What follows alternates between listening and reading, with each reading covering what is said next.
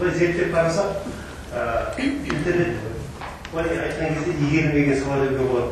Бәрі түпсін түрінде қазақтың бәрі интернетке көшетін болады. Өйткені қазір ақырдан жұрттың жағдайы жақсарып келе жатыр. Ауыз жерлерде де интернет қосылып жатыр. Сондықтан біріншіден интернет тиімді, ол қалай ақша жұмсамайсың. Ол қосып қойса, мысалға бәлем ақша төлеп, сен бүкіл газеттерді, шетелдің газеттерінде, қазақтың газеттерінде оқи аласың. Көптеген газеттердің қазір интернет нұсқалары да бар, айқындығы бар, жасалғыштығы бар, қандай. Енді мысалы біздің интернеттің дамып жатқан себебі, менің ойымша біздің интернеттің көбісі жаңағы сіз айтыңыз, өсек аяқ негізінде ғана көп нелер құрылған интернеттің. Ал интернеттің ең басты ерекшелігі ол бүгін болған жаңа затты осы жарты сағаттан кейін, бір сағаттан кейін беру. Мысалға, орыс тілді интернеттердің ішінде ең көп оқылатыны зона кезегі, мизинов нет. Олай айтқан кезде оны алып барып ештеңе жоқ сияқты, бірақ олар бірінші кезде ақпаратты беріп отырады.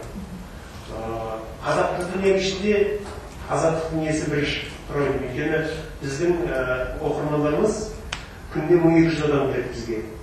Өйткені бізде мысалы үшін болып жатқан мысалы жаңа ғана Айнұр Құрмановты қосатты, жарты сағаттан кейін біздің интернетімізде оның суретімен Айнұр Құрмановты қосатылған туралы маған ақпарат тұр мысалы.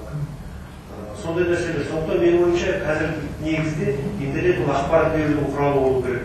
Сондықтан егер де интернетті мысалға біз дамытсақ, интернетті жақсартсақ, қазақ тілінде аясы кеңейе түседі деп ойлаймын. Өйткені біздің қазақ тілі интернеттің көбісін көп адам оқымайды. Өйткені ақпараттық негіздегі интернеттер бізде жетіспейді.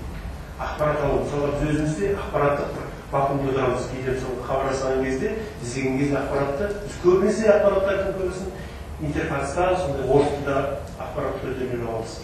Сондықтан егер біз қазақ тілін дамытамыз десек, бірінші кезекте сол қазақ тіліндегі интернеттегі ақпарат беру жүйесін дамытуымыз керек.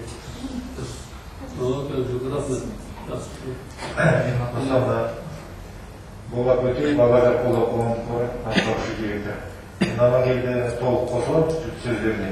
Бізде мына бүгінгі тақырып өте керек тақырып интернеттегі қазақ тілі деген. Мысалы, ақпарат беру құралы дедік қой. Ең заманауи, ең соңғы жетілген түрі интернет. Әйтеуір бізде мәдениет саласының барлық саладағы ақпараттарды беру жөнінде Құдайға шүкір басында қазақ баспасөзі пайда болды, бар қалыптасты, қазақ радиосы бар қалыптасты, қазақ телевизиясы қалыптасты, ендігі кезде қазақ интернеті. Сондықтан осы бәріміз отырғанымыз осы интернет саласын қайтып дамытуға шамамыз келгенше әркім өз үлесін қосуы керек. Сонда мен айтайын дегенім, осы 59 миллиард жаңағы электрондық үкіметке бөлінді, сол 59 миллиардты қалай игеріп жатырмыз? Соны қазақ тілді басылымдар, қазақ тілді жаңа қоғамдық ұйымдар, бүкіл қазақ елінің қоғамдық ұйымдары көтеру керек. Ең бірінші тілді дамытамыз десек, жаңалықтың бәрі қазақ тілінде бірінші берілу керек. Үкіметте де, қоғамда да бірінші жаңалықтар, ғылыми жаңалықтар, мына 29 миллиардты бірден қазақ бағдарламаны жасауға жұмсалу керек, дұрыс. Сонда қазіргі жастардың бәрі интернетпен істейді. Олардың бәрі мемлекет тілді жаңа құралмен бірге үйренеді. Сондықтан бірінші жаңа осы отырыстың ұсынысынан, себебі былтыр біз ұлттық аграрлық университетінде осы интернеттегі қазақ тілі деген семинар кеңес өткізгенбіз. Сонда үкіметке шешім жібергенбіз. Бірақ өкінішке орай, себебі ұйымдардың жаңа деңгейіне қарай қарамайды ғой. Электрондық үкімет бағдарламасы мектептерден бастау керек. Мысалы, бізде сол бағдарлама жасалды, бірақ қалай істеп жатқан жерде ешқандай мәлімет жоқ. Мысалы, жоғарғы оқу орындарында мектептерде интернет жүйесі бар. Сол жерде жаңағы электрондық үкіметті үйреніп түсерден бастау керек. Мектептің жанында балалармен қосып, ата-аналар үйренеді. Студенттермен қосып, ата-аналар үйренеді. Сонда бір жаңағы кеңсені оқу орындарын жасау керек. Электрондық үкімет бағдарламасына кіргізу керек. Халыққа үйрететін орындар сол мектеп орындарында, жоғарғы оқу орындары. Сонда біз интернетке тезірек кіреміз.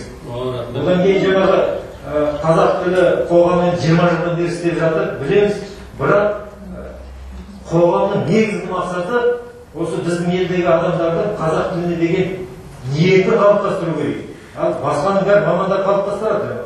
Анаусын жасайды, ниет қалыптастыруда осы жерде жұмыс әлсіз деп ойлаймын. Себебі 20 жыл болды, жаңағы Конституция Конституциямызда 7-ші бабында 3 тармақ сол күйінше тұр. Неге сол 3-ші тармақта жаңағы мемлекеттік тілді үйрену, дамыту әр Қазақстан азаматының қасиетті парыз борышы деп неге жазылдасқан? Себебі біз тілдерді дамыту деген заң қабылдады. Соған қосқан үлестеріміз бар. Неге тілдерді? Бұл басқа орыс тілін дамыту, басқа қорқып қой. Біз олардың тілін қайда дамытамыз? Өз тілін. Бұл басқа тілдерді адамдар қорлау, орыс тілін қорлау. Орыс тілін дамытамыз деп біз өз мойнын қағып отырмыз. Сондайларда дер кезінде жаңағы заңды талқылағанда ұсыныс ұйымның күшін қолдану керек. Сол жоқ болды. Соның нәтижесін бүгін көріп отырмыз. Рахмет. Құрайтушылар көмек берді. Бірақ кешке дейін сөйлей берсек, біздің тілдің проблемасын қазір сабыр едіңіз, мен ұсынысым бар. Бір 3 минуттан артық кетпей, нақты түрдегі 3 минуттың айналысында 3 минуттан кейін тоқтатып отырамыз. Уақытты пайдаланайық. Ал енді өмірге рахмет жинағанымызға.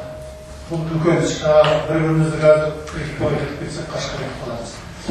Енді қазір үкімет бұлай қолға алып жатыр ма? Мына екі азамат Құлмұханов пен Түмебаев өткенде Түмебаев екеуі министр образования, министр ақпарат министрі. Екеуі қолға алып үкіметтің алдында баяндама жасады. Бұл енді оң нәрсе. Бұның ішінде қазақ қоғамының да республикалық еңбегі бар деп мен ойлаймын. Халықаралық. Республикалық халықаралық кешірім. Ал енді ұсынысым былай. Жаңа айтып жатырмыз. Біз баяғыда айтып келе жатырмыз. Мына неге үкіметке жіберілген қағаздар оқылмайды. Үкіметтің қарамағында мен жақсы білем, қазақ тілін оқып білетін үкіметтің ішінде адамдар аз. Қызметкерлер. Үкіметтің басшылары емес, ішіндегі орындаушылар. Сондықтан сіздердің хаттарыңызда ештеңе болмайды. Сондықтан бірінші ұсынысым айтылды ғой, мысалы президенттен де емтихан алынып тұр ғой, қазақ тілін білем деген, білесің бе, білмейсің бе. Сондықтан қазақ тілін білмейтін қызметтегі бірінші қазақ азаматтары, қазақ тілін білмейтін, мемлекеттік қызмет істейтін, солардың орындарынан алып кету керек. Білмейсің, экзамен өтпейді ғой енді. Бірінші. Екінші, мына жаңа айтып жатырмыз, неге болмай жатыр? Ғылымға жаңа басталып жатыр, дұрыс. Ғылымда ешқандай отчетты есептеймін. Ғылым нелердің отчеттардың, өнеркәсіптердің бәрі орыс тілінде министерство статус проблема. Кеше мен осыған жинаққа келу үшін әдейі статистикалық агентствоға кірдім. Бір хабар ала алмайсыз қазақ тілінде. Сондықтан сол жерде ең бірінші жаңа айтылып жатыр, жаңа бізде айтты. Ең бірінші қазақша ақпарат жаңағы министрліктерде, агентстволарда қазақша шығу керек. Сайтта ешқайсында жоқ. Осыны жаңа үкіметке, үкіметке бастады ғой өзі. Соны қою керек. Мысалы, біз алтын шығады. Қанша алтын шығады? Шетелде қанша? Біздікінде қанша? Стратегиясы қанша? Мысалы, мыс шетелге қанша шығады? Бағасы қанша? Осылардың бәрі шығып тұрса, себеп, мысалы, алтынды жабық дейді, шетелде бәрін біз алып тұрмыз. Өзімізде жабық мысалы. Осы істердің бәрін бүгінгі дөңгелек столдың несінің жаңағы қабылдайтын решениесі ма несі, соны шешіміне кіргізіп, соны қазақ тілі халықаралық қазақ тілі қоғамының атынан үкімет алдына қойып отыр.